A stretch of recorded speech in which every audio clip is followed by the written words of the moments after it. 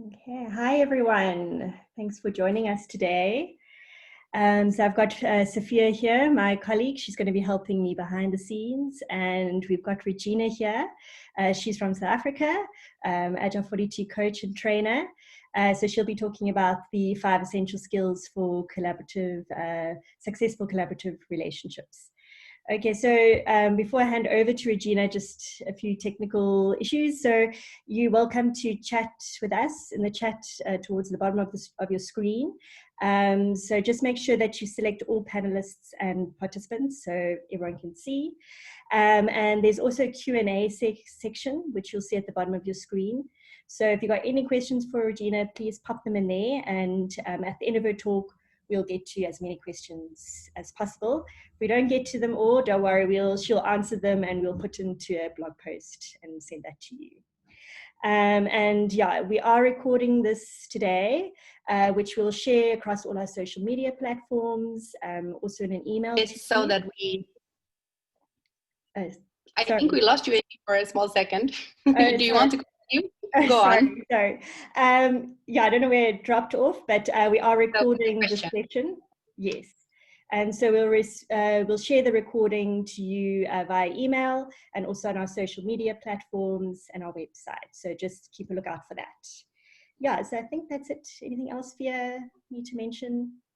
No, I can just continue with the questions. So if Regina will not answer all the questions, she will answer them in the blog post afterwards. So stay tuned for that as well.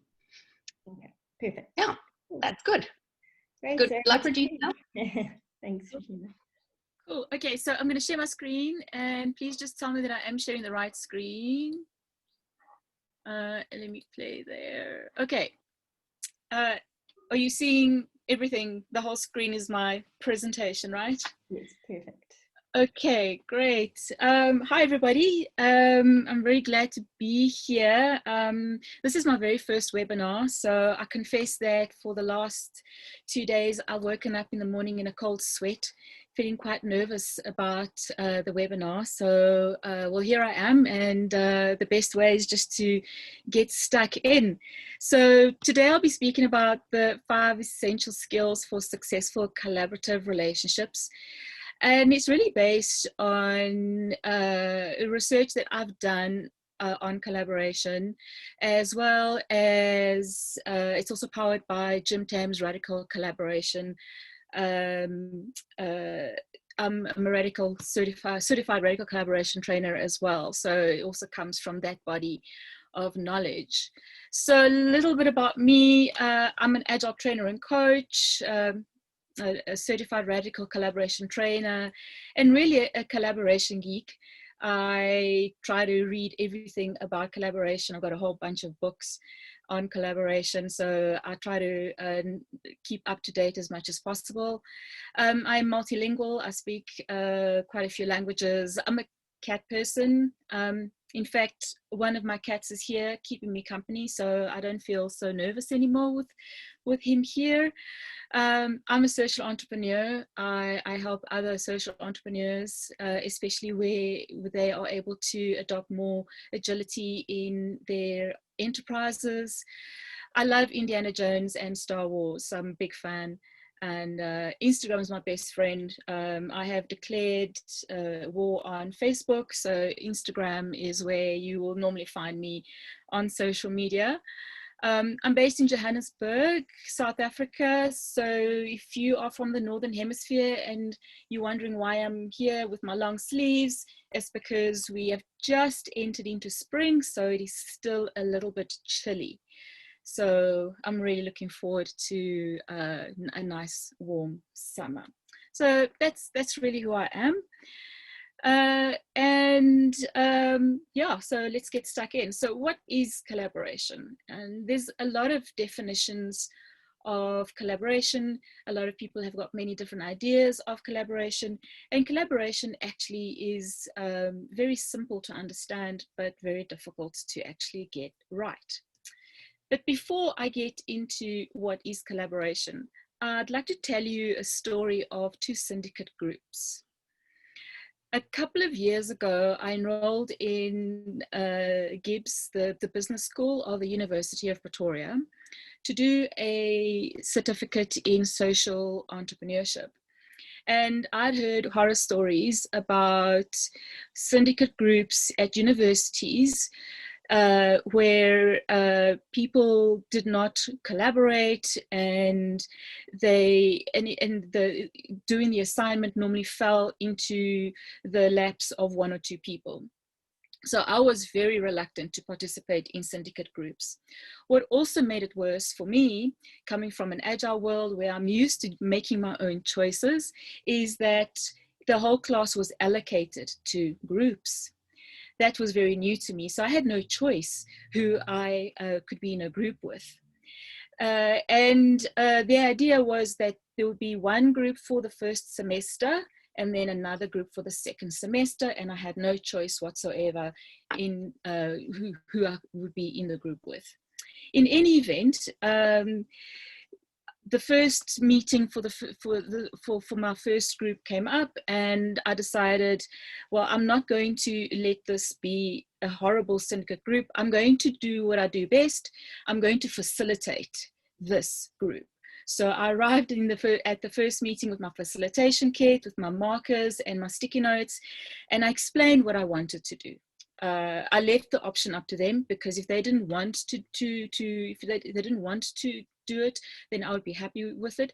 But they felt happy that I would facilitate a working agreement. So in the first 3 hours of our first meeting, we came up with a working agreement, and we came up with who was going to do what part of the assignment, and we even decided to pair on the assignment. That worked very well. What was also amazing is that every single one of us, no matter how busy we were, we always made it to our meetings. Even if we were back on the road from visiting clients, we always dialed in to Zoom to be with the rest. So there was real participation and real commitment to this. Of course, our results were good. We did 3 assignments in this way, and we got pretty good results. The second semester came along, and we were all put into different groups. So this is Syndicate Group version 2. I confess that by that time, I was quite tired of studying and working and studying after work and all of those things, that I did not approach the second syndicate group with the same intent as the first syndicate group. So I did not suggest facilitating a working agreement. There were also very strong personalities, and I decided that I'm just going to let this be, and let's see what's going to happen. So what ended up happening is not everybody attended the meetings, and the work fell into the laps of 2 people, me and another colleague. So we did all the assignments. And at that point, I was thinking to myself, well, I don't really care that I'm carrying the rest of the group together with this other lady. I want good results. So I'm doing this for me. The results that we got were not as great. They weren't as great as my first group's assignment. And essentially, when I look back and I read what we wrote, it was not very coherent.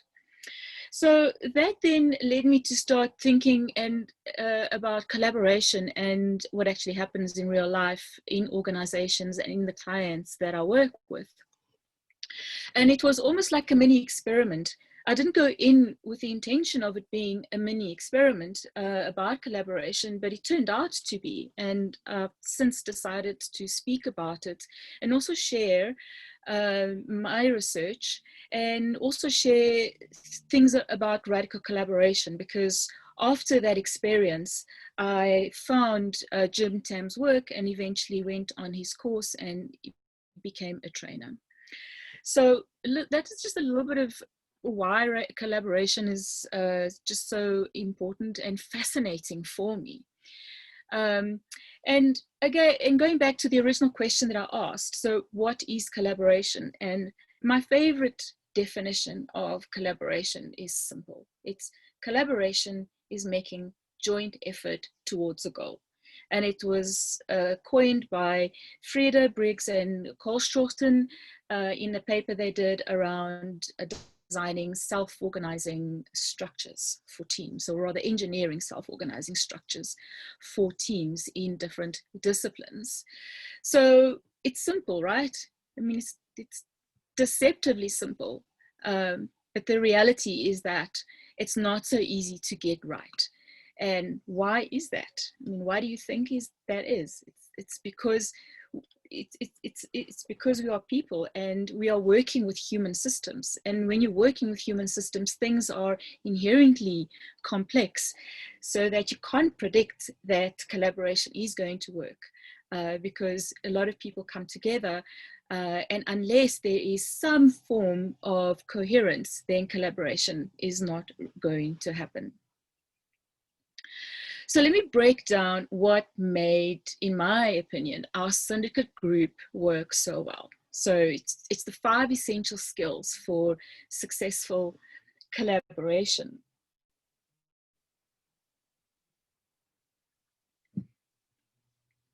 So the first skill is there needs to be collaborative intention, right? People coming into a group, or people in a group, or maybe people in many different groups, need to have collaborative intention. There needs to be a desire for collaboration, an intention for collaboration. This is about people staying focused on mutual gains in the relationships, in the groups, in the teams that they're working with, especially when there is conflict. And it is almost inevitable that there will be conflict, not in the sense that people will be, punching each other, but there's disagreements and there's very strong opinions. And how do you actually stay focused on mutual gains when you feel so strongly about something and other people or the other person does not? And that's quite a challenge in groups where there's disagreement and where there is conflict. One of the key skills to cultivate in having a collaborative intention is to have a non-defensive attitude, especially when there is conflict, right? Defensiveness is when somebody says something that you don't agree with, and instead of responding by listening and asking questions to try to understand the other person's point of view, it's getting your back up, and automatically there is almost like an internal feeling that this isn't right, and the reaction is normally counter to having a mutual gain. Having a collaborative intention is about having a win-win mindset, and a lot of what the research that I've done has shown is that collaboration is not only a mindset, it is also a skill set, and both mindset and skill set can be learned and can be developed. Of course, there are people who are born collaborators and they really enjoy it, and they find it easy to manage differing positions or interests in a relationship, and a lot of people don't find it so easy. So having a collaborative intention is about having a mindset of win-win, and not a mindset, not an individualistic mindset that it's all about me and I just need to get this right, and I don't care about anybody else.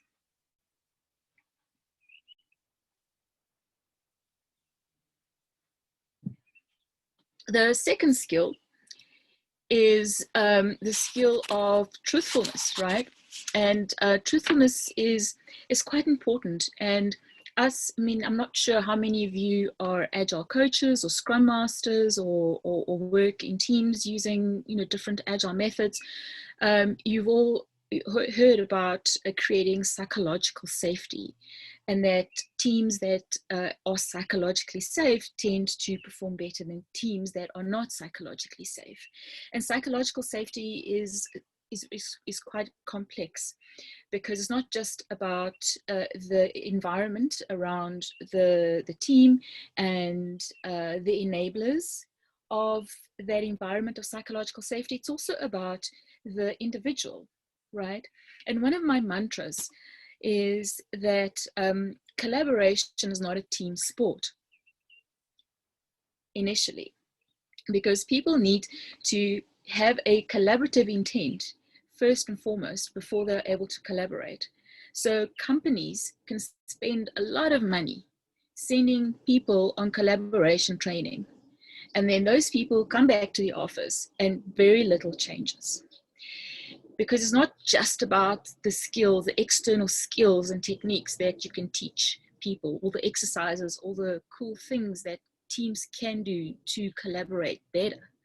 It's also about the person. It's about the intent and the desire and the work the individual wants to put into creating and sustaining a collaborative relationship with their colleagues. So creating an environment where people feel safe enough to raise difficult issues, challenges, to disagree safely without fear of any repercussions or any kind of victimization by leadership, where people can solve issues and deal directly with problems in an open way is key to this. And it's about the environment and the context, and it's also about the individual. So when talking to agile coaches or leaders, the question I always ask is, can you make the environment safe enough for people to tell the truth? So that's the context. That's the external environment around the team or around the people. If the environment is safe enough for people to tell the truth, then chances are that people will be open, provided that they feel safe, provided that they have also the intention to collaborate. So truthfulness and openness is the second skill. So it's an organizational skill to ensure that the environment enables a psychological safety, but it's also an individual skill to maybe speak one's truth despite the environment or the context not being the best. Then the skill 3, the third skill, is that of self-accountability, right? And I get a lot of questions, people asking me, people in the team or even leaders when I go and work with clients, is, so how do I actually make my people more accountable? Okay, well, guess what? You can't make people accountable. Accountability needs to come from the inside first. That's really a belief. So people need to feel accountable first before you have an environment where your culture, where people are actually stand by what they commit to. So self-accountability is many things. It's actually being aware of choice, your choice, and that whatever choices you have made have co-created any situation that you find yourself in, be it a great situation or be it not such a great situation. It's being aware that all choices, that you have all the choices you need in order to solve problems and in order to make decisions, right? And more often than not, you have more choices than you actually know. Okay. Often I hear people saying, oh, well, I have to do this. I really have no choice. And even doing something that you do not want to do or agree with, even that is a choice. Even not making a choice is a conscious choice. So it's all about being accountable for the self first, and being more aware of your choices before you can actually start pointing outwards and saying, well, you're not accountable, or how can we be more accountable as a team? It's like looking inside first, looking at yourself and looking at the impact of your choices, the intended and even unintended consequences one's choices. And when working with people, this is probably the most difficult thing for people to realize. And I remember when I was initially faced with this quite a few years ago when I did my NLP practitioners, it was very difficult for me to understand that the situations my situations are created by the choices that I make, or the choices that I don't make. So looking internally first, which is quite hard to do that. The fourth skill is awareness of self and others. So all of these kind of build on the previous one. So awareness of self is continue to know yourself and deeply explore your inner motivations, your inner intentions, defense mechanisms. We all have defense mechanisms, and getting to recognize those defense mechanisms is one of the skills that very collaborative people actually build. So they get to know the defense mechanisms. When they are triggered by some kind of situation, they are able to step back and in a split second say to themselves, well, this is a defense mechanism, so I've got a choice. I'm going to react in one way, or I'm going to react in another way, and then make the choice accordingly. Awareness of others is the other. It's the opposite. It's the other thing. It's looking at things the other way. It's seeking to understand the motivations, the intrinsic motivators. Is understanding the culture and the circumstances of the other person, right? So it's turning what you are looking at within yourself and try to understand what are those for the other person or the other people. So awareness of self and others is one of the skills of collaboration. Then the fifth skill, and I mentioned before that all four build on the other,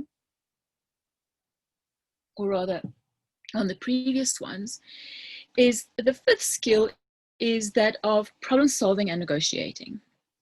And all the previous four skills, so collaborative intention, truthfulness, self-accountability, and awareness of self and others, without those first four, you cannot have the fifth one. So the first four make the fifth one work, right? And problem solving and negotiating is doing it in a way that supports the relationship or the relationships rather than undermine the relationships. It's promoting a cooperative atmosphere of mutual support and mutual gains in relationships, because underneath all the conflict, underneath the messiness of human work, of people working together and disagreements and conflict, underneath all of that, more often than not, there are mutual intentions, and you can find the common spaces, the commonality from which you can build or enhance any collaborative relationships or any collaborative endeavor that you need to embark upon. Right, so those are the five skills for really essential skills for effective collaboration. So once again, collaboration is making joint effort towards a goal. So I'm putting this here just to remind you of how easy this looks and how difficult the reality can actually be. So what does this mean for building a great team, right? So how do we make this practical? So it's all very well to have the theory and to understand, yes, and self-accountability and collaborative intent. So how can this be made real? How can you make this practical in your teams, in your relationships, in your organizations? And these skills apply not only to your professional life, to work.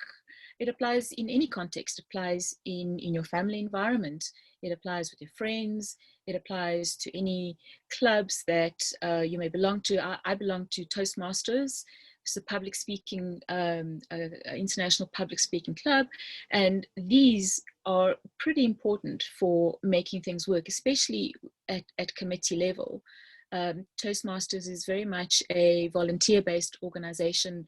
So when people serve on the committee, they're doing it in their own time. So often you'll find people that are not pulling their weight and leaving their responsibilities for the rest of the committee. So creating a great collaborative relationship in such types of clubs, and you can look at many different, like sporting clubs, etc.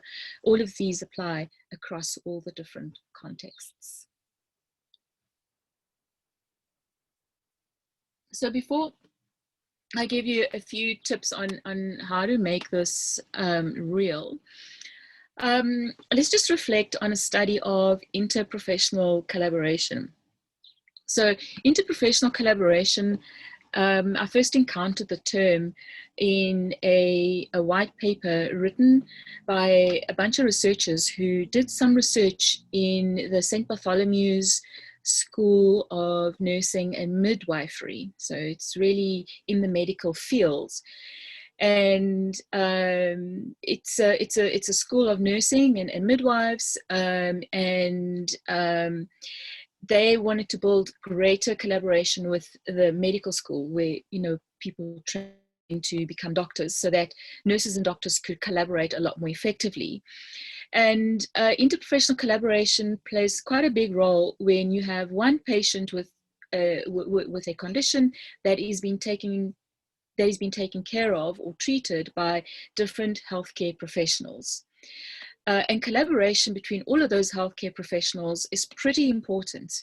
And in this particular case, lack of collaboration could have literally a life or death impact for the patient.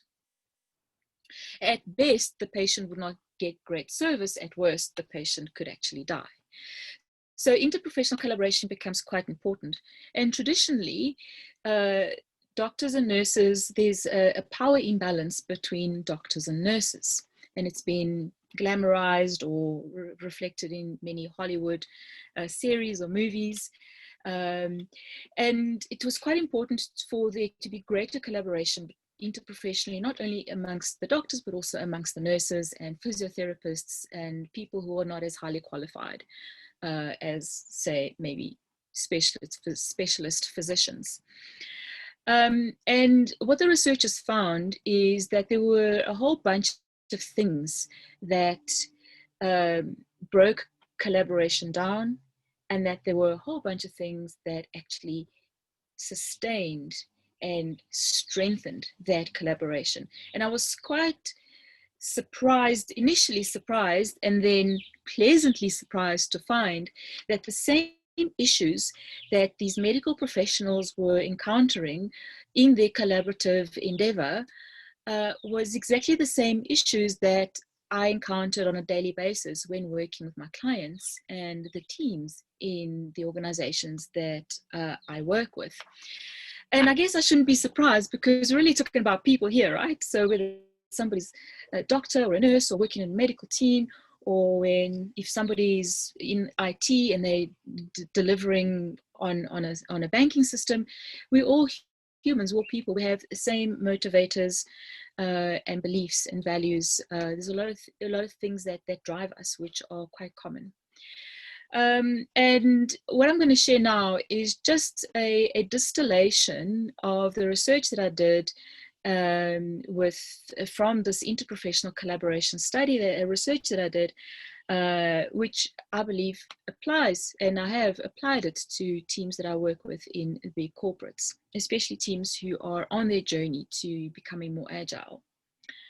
So the first thing is that people work best when they are working towards a common goal.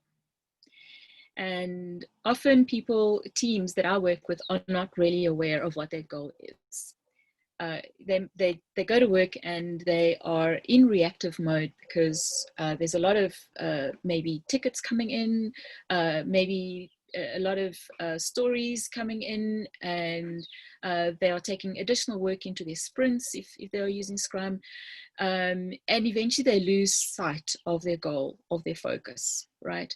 And if I ask them, so what is your project goal, or what is your sprint goal? Not many people can actually tell me that. They don't even know that a concept or a construct such as a goal exists. So people work best when they have a common goal. So one of the ways to help people create a common goal is, yes, there is the work goal, and there needs to be a goal for collaboration. There needs to be a vision for collaboration. So it needs to be made explicit. So creating a vision of collaboration is pretty important. And a lot of teams have their working agreements. This is just taking the working agreement a little bit deeper and making their vision of collaboration explicit. And one example that is quite a creative example, and I love taking bankers and IT people into the creative realm, is to create a vision board. And a vision board is really a collection of pictures and words that people come together and create and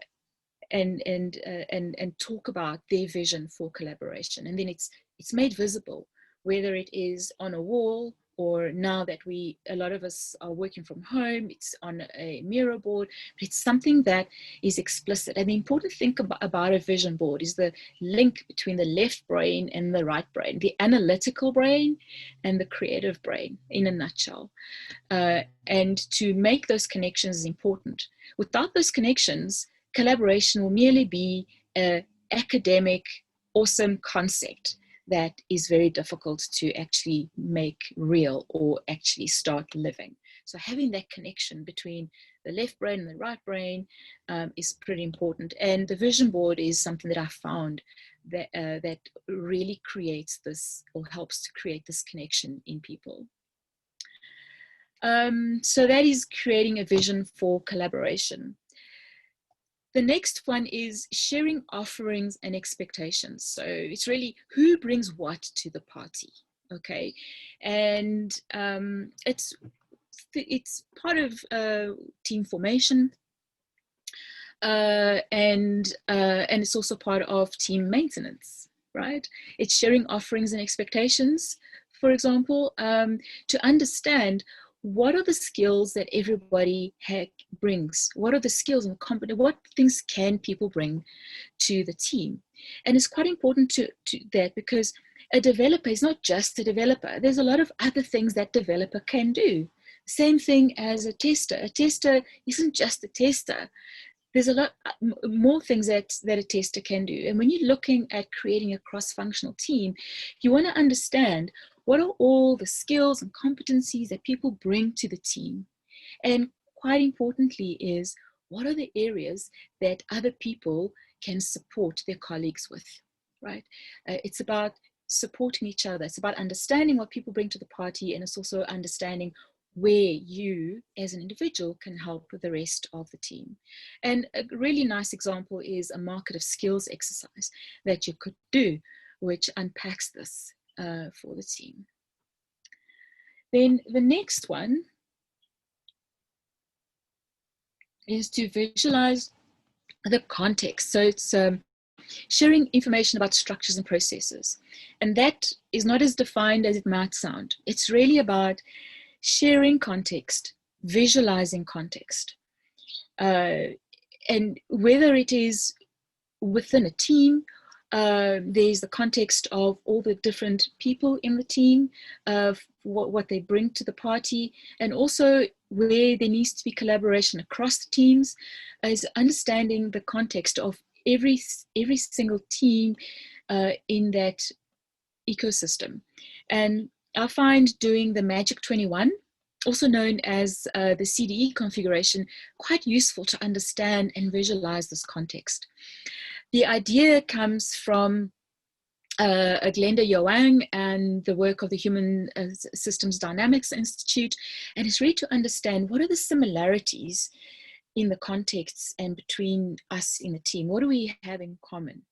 Then what are the differences that are inherent in our context within the team or in the organization? Because understanding that is going to provide options for having agile interactions, for having the right exchanges. That's what the E stands for, the right exchanges, the right interactions for collaboration to happen. And then the final one is agree on short feedback loops. And I don't think this is really surprising. And a lot of you, I mean, most of you are probably familiar with this. Feedback loops are quite important, and then they need to be short, and it needs to be regular, it needs to be repetitive and face-to-face. And face-to-face is also Zoom, right? Because when I'm on a Zoom call with another person or with my team here in South Africa, I'm face-to-face with them. So it's not that, it doesn't mean you have to be physically in the same space. And some of the short feedback loops are daily stand-ups, and I should have put 3 little dots after daily stand-ups, because there's a multitude of ways you can shorten feedback loops and how you can have regular and repetitive face-to-face interactions with the people that you need to collaborate with. That's pretty important, especially now that we are, working in our studies and not necessarily going to work and meeting them in the office. That becomes quite important. So those are really 4 ways of how you can make those 5 essential skills practical. So it's having a visualize your collaborative vision, understand who brings what to the party, have conduct a market of skills exercise, and that's an example. I'm sure you probably know of a few others. Sharing information about the context, and then agreeing on short feedback loops. Right, so I think I mentioned this before. This is just a reminder that collaboration is both a mindset and a skill set. Fortunately, both can be learned and developed. And I'm going to add one additional thing, and that is collaboration is not a team sport initially, because it needs to start with the individual for it to go really deep. Okay. So that is the end of our presentation. Oh, let me mention one other thing. It comes from Jim Tamm, Judge Jim Tamm, who is one of the creators of Radical Collaboration, him and Ronald Lyatt. And he says that organizations need to first collaborate internally to be able to compete externally. And with that, I'm open for questions. I'm going to stop my share. Okay, great. Thank you, Regina. That was awesome. Very insightful. So we do have, some questions are coming through. So we'll go on to the first one. So for creating a vision board, do you go completely freestyle, or do you take bits and pieces from the working agreement? How do you get inspiration or inspire team members to contribute? Okay. So you can take inspiration from the working agreement. That's pretty important. It's important to keep that in mind. How you could inspire other team members, or even if you're starting from scratch, is to explain the idea of a vision board to the team, to your team, and to get them to participate in bringing the materials. So of course, if you're face to face, then everybody will do their own research and bring their own quotes and pictures and photos, magazines, and etc. And then they come together and then they create this vision board. in an environment like now where we're working virtually, the same thing applies. The difference being that people are doing their own research, and really in doing that, in going to find those pictures or words, they are almost internalizing, like, what does collaboration mean for me? And I want to share this. I want this to be part of the vision board, because it's an encapsulation, or it's a gestalt of everybody's ideas of collaboration, bringing this whole thing together to create this vision that people can mobilize around in order to collaborate. Cool, great, thank you. Okay, next one. What is the best way you have been able to integrate collaborative work in an environment where there is a command and control leader or a bureaucratic organization? Okay. Yeah, so I'm going to refer to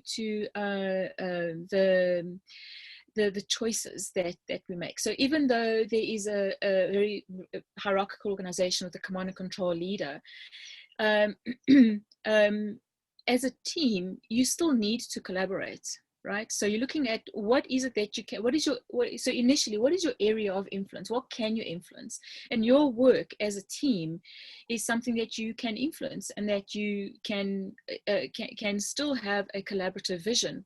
And look, unless the leader is part of the team and like interfering, then you've got a pretty serious situation. But if the leader is outside of the team, then you can still have a collaborative vision and still agree to collaborate.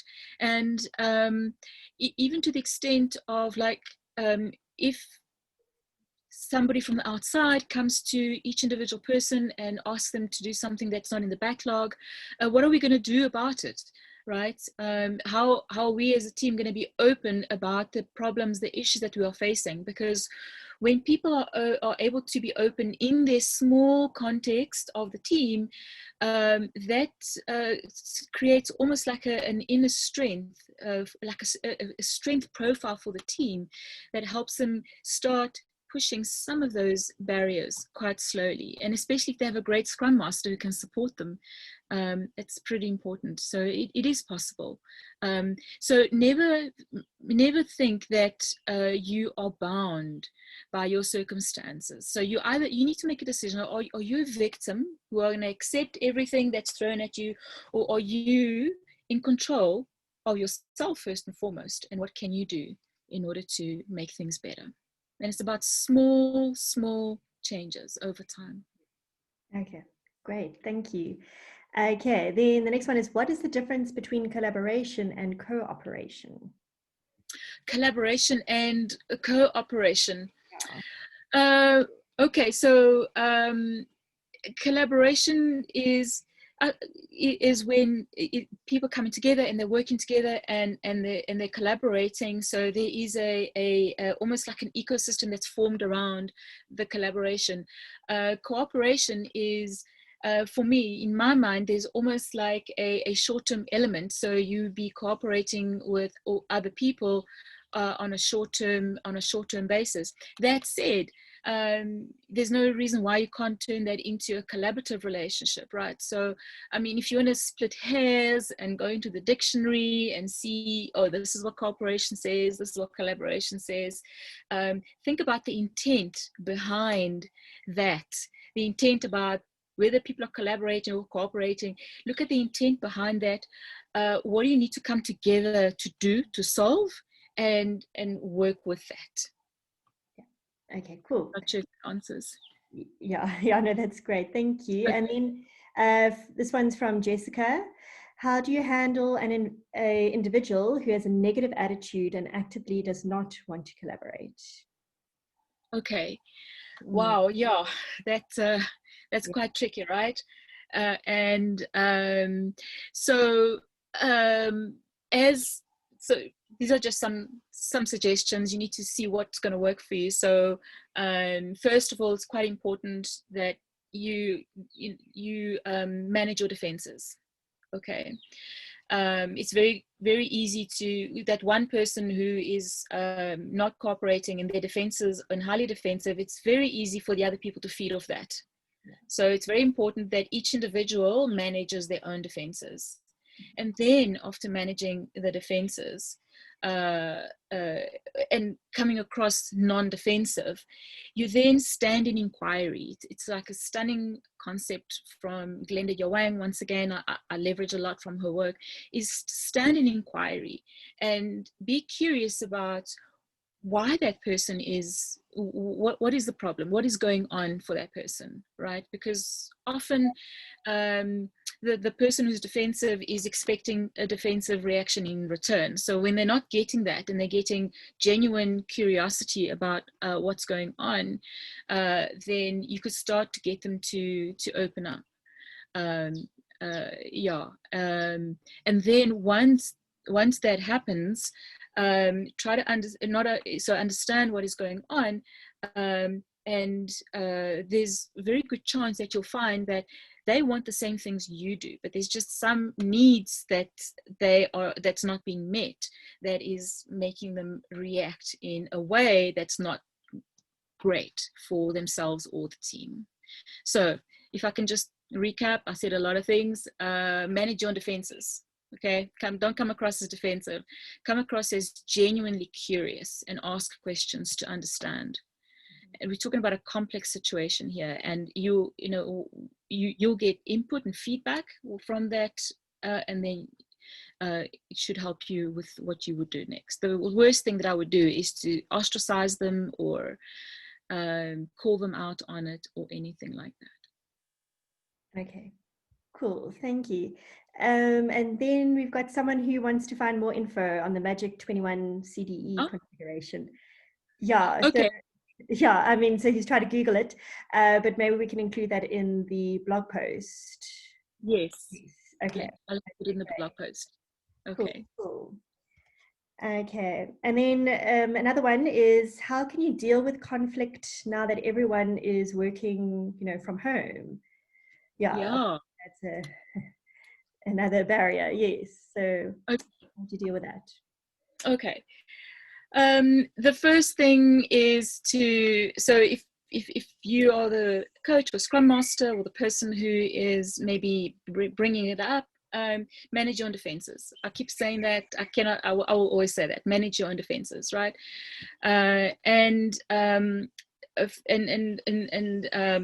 Excuse me, stand in inquiry. But there's also a very cool technique, which I'll also include in the blog post if you like. It's called conflict circles, also from Glenda Yawang's Human Systems Dynamics. And whether you're doing this with yourself first, excuse me, or facilitating an intervention with your team, excuse me, grab some water. No worries. Is to, first of all, reflect on what are you observing, right? And then, and this is all reflection first, right? It's not an expressive thing. I mean, people can write or or draw, and then think about, what is the story I'm telling myself? What am I telling myself about this, first and foremost, which is key to managing your defenses, because what I'm telling myself about a particular conflict situation is probably not real, or is probably different to what the reality could be. Once I'm really clear on that, then you enter into interaction with other people who are in conflict with each other.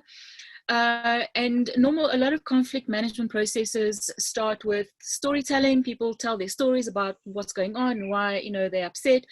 This one turns it around, which is really awesome. This one turns it around and it says, okay, people are not going to tell their stories, but each individual who is in conflict or in this circle of conflict needs to think of questions to ask the other people to better understand what is going on. So it's not because the moment we tell stories, it's about me, it's about I'm right, my defenses, I'm justifying. It's not about that. So reflect on the story you're telling yourself, what you're observing, and then think of questions to ask the other people. All right. And then have a good, robust discussion about that in a non-defensive way. Once that is done, there is interest-based negotiation. You can enter into things like that, and you can look at interests versus positions. So if I can just explain the difference between an interest and a position. Some of you who on this call may know the story. It's the story of the two sisters and the orange. So there are two sisters and they're in the house, and there's one orange in the fruit bowl, and they both want that orange, and they fight about it. And what do two rational people do? They cut the orange in half, and they each get half an orange. It sounds rational, right? But they each stood firm on their positions, and they got half an orange. If they had actually spoken with each other and asked each other questions to find out, so, you know, what are the reasons why you want the whole orange, they would have found out that the one sister wants the orange to squeeze the juice to make orange juice and drink, and the other sister wants to grate the zest of the orange to make a cake. So if they'd understood that, they could have each gotten the whole orange instead of only half. And that's the difference between interests and positions. So interest is, I want the orange, and each gets half. A position is, okay, let's look beyond the stake in the ground. Let's look beyond that and see, okay, so what is going on? Why do people want, why do they want the orange? And they each had different interests. Positions means that it's not win-win. People get half of what they want. If people look at interests, they normally get their needs met. So it's looking beyond the positions, and conflict circles helps you get beyond that and look beyond each person's position into what are the interests, and normally that's where you find the commonality, that's where you find the similarities, and that is your basis for creating, building, enhancing, fixing, whatever collaborative relationships. No, great. Yeah, no, I love that story about the orange. Yeah, awesome. Okay, no, that's cool. And then the next one, I think it is a slightly different question. So if you've got two people in conflict, how do you go about dealing with that? Yeah. I would tell them the story of the orange. yeah. So using conflict circles is quite useful, and using an interest-based problem-solving or negotiation approach is quite useful as well. Mm-hmm. Yeah, it's looking beyond that, looking at the similarities and the commonalities, because they exist, they're there. If they don't, then one person is eventually going to leave the team, right? Because their interests lie somewhere else. It's looking, and this is where it's useful to use the Magic 21. You can even do it in that way. It's like, let's look for what are similarities, because where there's similarities, you can build. And where do we differ? And let's make that explicit and create that. I cannot just stress enough that before entering into such a process, is to first of all manage your own defenses and help the other people manage their defenses as well. Yeah. So that's my next webinar. Defenses. You don't have defenses, defenses have you. Cool. There was a question in the chat. I will just take it here. You shared a lot of techniques already for aiming collaboration, but is there anything that you would still want to add? Anything I want to add? The question, more techniques. Oh wow, sure, there's so many more techniques, I suppose. So yeah, okay, so perhaps what I will do is include a few more in the blog post. Mm-hmm. Right?